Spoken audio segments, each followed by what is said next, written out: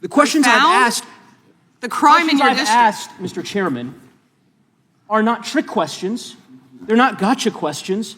They're actually basic questions about how the Department of Justice functions and the unwillingness of this Attorney General to answer them in good faith. When a member of Congress asks how many people work at the National Cryptocurrency Enforcement Team and the Attorney General refuses to answer it, it is not a coincidence. It's because she eliminated the team. Why? Because her boss, the President of the United States, is making money hand over fist, $1.4 billion over the course of the last year through cryptocurrency holdings. A tense moment unfolded during a congressional hearing when Representative Joe Neguse and Attorney General Pam Bondi found themselves in a sharp exchange that quickly drew attention in the room. What started as a routine line of questioning took an unexpected turn, and within minutes the tone of the hearing noticeably shifted. By the time the discussion wrapped up, the confrontation had left several questions hanging in the air. Before we walk through the key moments from that exchange, make sure you're subscribed if you enjoy straightforward breakdowns of major political hearings, because this one raises more than a few interesting points as it develops. Attorney General Bondi, 6 days ago, you posted online, quote, "If you come for law enforcement, the Trump administration will come for you," end quote. I want to show you just a brief video. It's about 30 seconds, and I'll ask you a couple questions about it. You guys are disgusting, man. Hey, you guys are disgusting. I'm former law enforcement. You're disgusting. You are the Nazi. You are the Gestapo. You can't see it because you're chasing your pension, right? Your pension, your retirement, right? That's what runs your life, your retirement. The sad thing is they're not even going to get their pension because it's going to be worthless. And shame on you. Shame on you. Shame on you. Yeah. Fuck that. Yeah.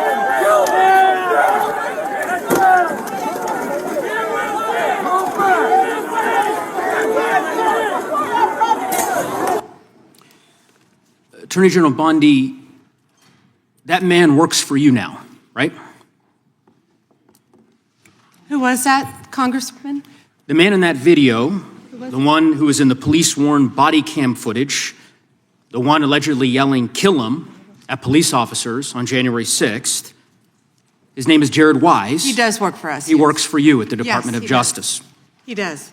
Okay, pause right there for a second, because this is where the whole exchange starts to take shape. Neguse opens with a short setup and then plays the video. That's a deliberate tactic in hearings like this. Instead of starting with a long accusation, he lets the footage speak first. The audience in the room hears the shouting, the insults toward police officers, and the "kill him" moment before the Attorney General has even responded. Then comes the key question. That man works for you now, right? You can see what Neguse is doing. He's connecting Bondi's public statement about supporting law enforcement with a specific individual who was allegedly yelling at police during January 6th. Bondi's response is interesting. Her first reaction isn't to defend the decision or criticize the behavior. She asks who the person is. That slows the moment down and buys time, which is something witnesses often do when a question lands unexpectedly. Once Neguse names Jared Wise and confirms the employment at the Justice Department, the point of the clip becomes clear. He's trying to frame a contradiction between the administration's pro-law enforcement messaging and the hiring decision. From a hearing strategy standpoint, this is a classic setup. The video creates the emotional context, and the question forces the witness to either defend the hire or condemn the behavior. But the next response from Bondi shifts the direction of the exchange in a way that makes the tension even more obvious.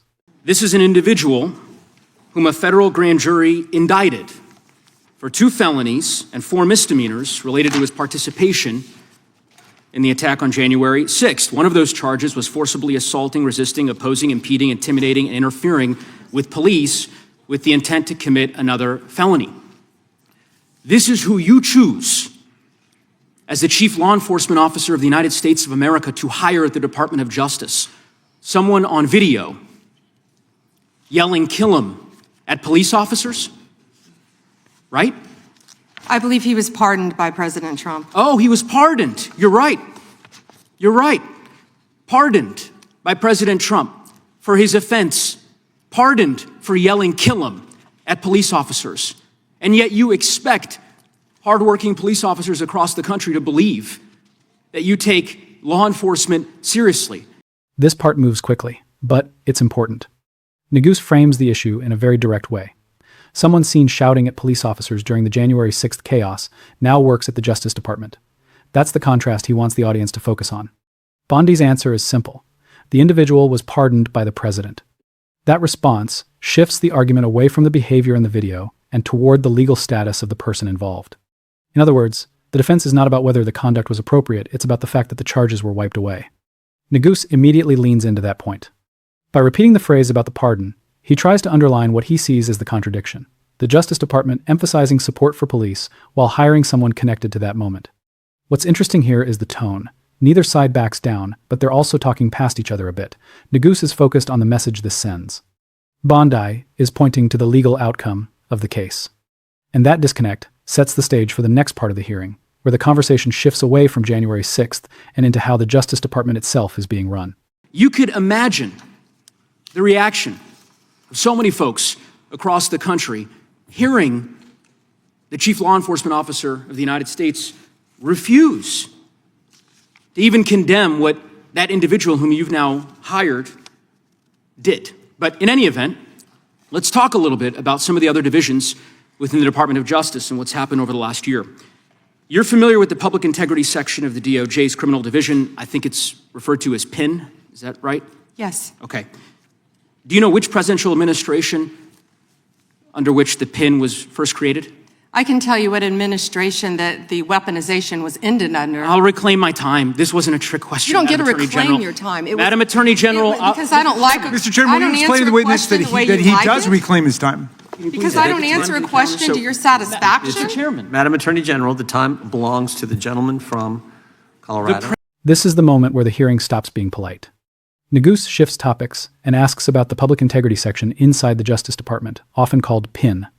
On the surface, it's a simple historical question, but the reason for it becomes clear later. Bondi doesn't answer directly. Instead, she reframes the issue around ending what she calls weaponization. That kind of pivot happens a lot in hearings. Witnesses sometimes redirect questions toward a broader political argument, rather than giving the specific answer requested. Neguse then says he's reclaiming his time. That phrase comes up constantly in congressional hearings. It basically means the member wants to stop the witness and move on. Bondi pushes back on that. The chairman steps in and clarifies that the questioner controls the time. Now, if you're watching this exchange live, this is where the room starts to feel tense. It's not about the original question anymore, it's about control of the conversation. And once that tension shows up, the next section turns into a much sharper confrontation about staffing inside the Justice Department. Under which PIN was created was Gerald Ford. It was created after Watergate. I'm not asking a question, Madam Attorney General. The administration under which it was created was Gerald Ford. When you first started as the Attorney General of the United States, there were 35 people working in that office. There are now 2 people working in that office because you have gutted it. How many people work for the National Cryptocurrency Enforcement Team in the Criminal Division today? Can I answer the question about PIN? I've asked you a question. How many You've people asked work? me a question, but you don't How want many the answer. people work I'm not for the gonna answer your National questions the way you Cryptocurrency want. Enforcement Team? You won't answer how many I'll people? answer PIN. You. PIN will not be you know what? weaponized. You know what? What's Madam funny Attorney about General, this? I'll say to the chairman. What's funny about this? Chairman, you know what the answer is? And I think I What's understand funny why the about Attorney General this? does not want to answer the question. Because you eliminated the National Cryptocurrency Enforcement Team last year. This is where the argument gets more pointed. Neguse asks a very specific question. How many people currently work on the National Cryptocurrency Enforcement Team? Bondi repeatedly tries to go back to the earlier topic about the Public Integrity section. That tells you something about the strategy here. She's choosing the topic she wants to answer rather than the one he's pushing. Neguse keeps repeating the question.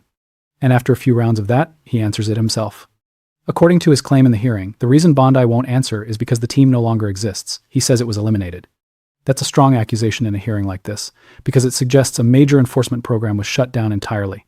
You can almost feel the exchange getting sharper at this point. The questions become more direct, and the patience on both sides starts to thin out, which leads straight into the final accusation that ends the exchange. So I understand why you don't want to tell the American people who works there. Yeah, I no one understand works why there you don't want to anymore, talk about Madam Mohammed Attorney Solomon General. in So, your district. In any event, who I would murdered people. Mr. Chairman, will you stop the clock so his time is not wasted by I've the been witness? very generous with allowing extra time when we have these little disputes. I understand. You got the time, Mr. Neguse? I might as well ask the chairman these questions. I'd be happy because to what answer some of your questions. What's profound, the questions I've Profound? asked, The crime in your I've district. asked, Mr. Chairman, are not trick questions. They're not gotcha questions.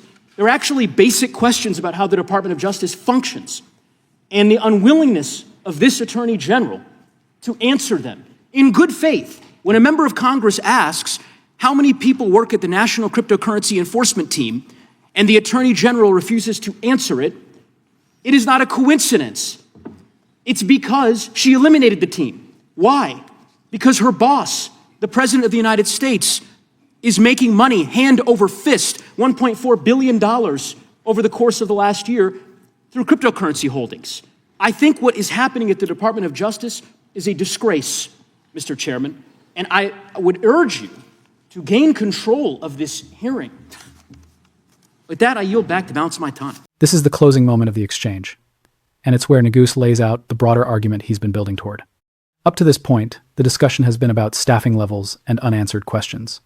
But here he connects that issue to a much larger accusation, that the elimination of the cryptocurrency enforcement team is tied to financial interests connected to the president. Now, in hearings like this, statements like that are designed to land hard. They're not just questions anymore, they're claims meant to frame the entire debate. Bondi attempts to shift the conversation toward crime in Neguse's district, but the congressman finishes his time and yields back. And that's where the exchange ends, with both sides clearly talking past each other, and the tension in the room still unresolved. Looking at the entire exchange, a few things stand out. Neguse structured his questioning like a buildup. He started with the video clip, moved into staffing inside the Justice Department, and ended with a broader claim about financial conflicts tied to cryptocurrency. Bondi, on the other hand, resisted answering several of the specific questions and tried to redirect the conversation to different topics. When that happens in hearings, the result often looks like what we saw here: two completely different narratives unfolding at the same time. One side arguing that serious questions are being avoided. The other side pushing back against the framing of the questions themselves. And moments like that are exactly why exchanges like this end up circulating widely after the hearing ends.